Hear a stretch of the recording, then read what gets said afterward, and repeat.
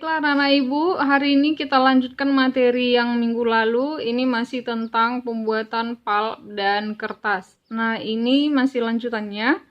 Nah, ini kita bahas mengenai pembuatan dari chip sampai dia menjadi kertas. Nah, ini prosesnya. Di bagian tadi, di penampungan chip dibawa ke conveyor dan ke bejana pemasak atau ke digester. Kemudian steam dimasak dengan beberapa tahap. Yang pertama itu dengan tahap kukus, kemudian dipanaskan steam di steaming vessel, kemudian chip dimasak dengan cairan pemasak yang disebut dengan cooking liquor. Tahap selanjutnya setelah jadi bubur kertas, kemudian dicuci dengan tujuan untuk memisahkan cairan sisa hasil pemasakan dan mengurangi dampak terhadap lingkungan. Kemudian pulpnya disaring agar terbebas dari bahan-bahan pengotor yang dapat mengurangi kualitas pulp.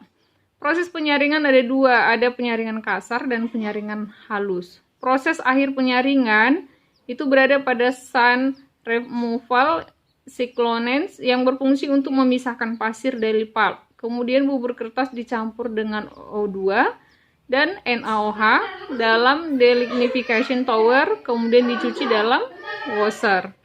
Nah, kemudian tujuan pencampurannya itu untuk mengurangi pemakaian bahan-bahan kimia pada tahap pemutihan atau bleaching, mengurangi kandungan lignin, serta memutihkan pulp. Bubur kertas kemudian diputihkan atau di bleaching dengan bahan kimia. Kemudian untuk mencapai derajat keputihan itu sesuai dengan standar ISO. Pulp kemudian disimpan dan dikirim ke paper machine.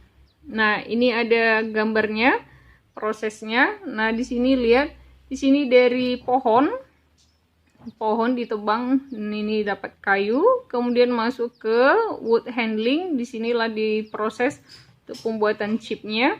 Kemudian masuk ke cooking ini di digester, kemudian di screening, kemudian di sini delignification, kemudian bleaching pemutihan, kemudian di sini masuk ke penampungan. Nah, kemudian ini ada prosesnya, apa saja yang terjadi pada proses bagian tadi. Ini tahap masuk ke areal paper machine, kemudian diolah dulu pada bagian stock preparation. Ini berfungsi untuk meramu bahan baku seperti menambah pewarna, zat retensi, menambah filler untuk mengisi pori-pori di antara serat kayu.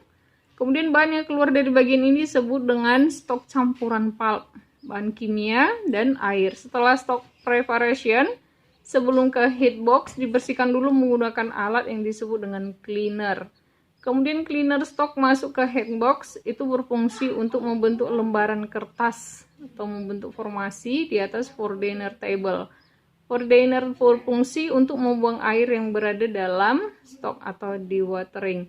Hasilnya disebut dengan web atau kertas basah. Nah, kadar padatnya sekitar 20%.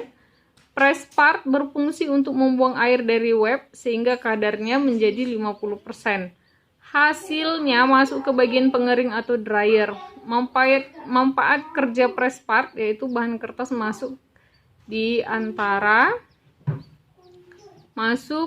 antara dua roll yang berputar. Satu roll bagian atas diberi tekanan sehingga air keluar dari web.